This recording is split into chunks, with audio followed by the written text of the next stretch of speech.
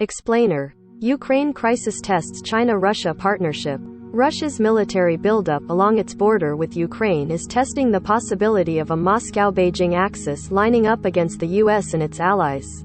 439. Beijing, Russia's military buildup along its border with Ukraine is testing the possibility of a Moscow-Beijing axis lining up against the US and its Russian leader Vladimir Putin's meeting with Chinese counterpart Xi Jinping in Beijing this month fed speculation that a new alliance could form between the two great powers as they face off with the US over a range of issues. Russia and China have backed each other's positions on opposing a NATO expansion in former Soviet republics and buttressing China's claim to the self-governing island of Taiwan. But the relationship remains lopsided. China's confident rise as an economic and political force contrasts with Russia's growing isolation and reversion to Cold War tactics of intimidation and bullying. China also remains opposed to actions that could damage its territorial ambitions, from the South China Sea and Taiwan to the Indian border. Here are some of the main factors driving and blocking Russo-Chinese relations. Where does China stand on the Ukraine crisis? China has not criticized Russia over its moves against Ukraine, and has joined in verbal attacks on Washington and its allies. Addressing the Munich Security Conference over the weekend, Chinese Foreign Minister Wang Yi lashed out against the U.S., accusing a certain power of stirring up antagonism. However, in response to a question from conference chairman Wolfgang Ischinger, Wang said that sovereignty, independence and territorial integrity of any country should be respected and safeguarded because this is a basic norm of international relations.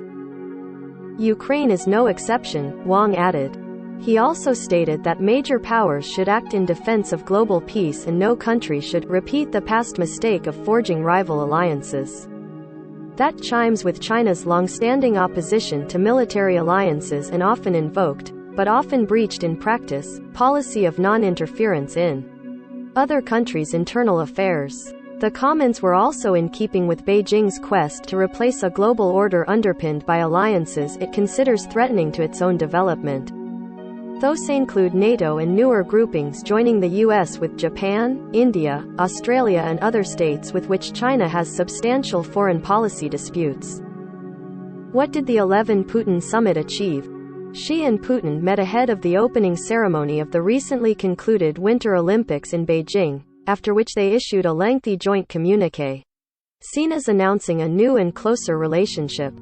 The two sides said they strongly support each other in confronting what Xi called regional security threats and international strategic stability, without directly naming the U.S. The meeting between the leaders marked their 38th contact in person and by phone, a number touted by Beijing as a sign of closeness between the countries. Both had been rivals for leadership in the Cold War's socialist bloc. The fall of the Soviet Union remains an obsession among Chinese communist leaders, along with Putin, a former officer in the Soviet KGB who shares Xi's authoritarian leanings and has aligned his foreign policies with those of Beijing while courting China's market for Russian energy resources and military. In its own readout of the Xi-Putin meeting, however, China held back on making a full-throated endorsement of Russia's strategy of attacking alleged Western threats to its security. Is there a link between Ukraine and Taiwan? China's Communist Party leadership is believed to be watching the U.S. response to Russia's actions closely for signs of how Washington would behave if Beijing were to move against Taiwan. China has been dispatching military aircraft and holding threatening war games in hopes of undermining support in Taiwan for the self-governing island's de facto independence. Washington provides Taiwan with fighter jets, warships and other arms and is legally required to consider threats to the island as matters of grave concern. That doesn't obligate the U.S. to intervene militarily on Taiwan's behalf, but the possibility has not been ruled out, with allies such as Australia and Japan potentially joining in a conflict. Where is America left in the debate? China is not putting its weight behind Russia's foreign policy gambits, but the frostiness in relations with Washington shows no sign of thawing, said Shi Yinheng, a professor of international relations and director of the Center on American Studies at Beijing's Renmin University of China. I believe that the Chinese government will continue to take care of China itself in the first place rather than take care of Russia, she said. In the meantime, relations with Washington will remain fraught, particularly over the issue of Taiwan. Beijing blames heightened tensions with the U.S. on what it calls a false depiction of China as a strategic rival. This week marks the 50th anniversary of Richard Nixon's visit to China that led to the establishment of formal diplomatic ties in 1979 and a new era of trade and economic relations. No joint celebrations have been announced.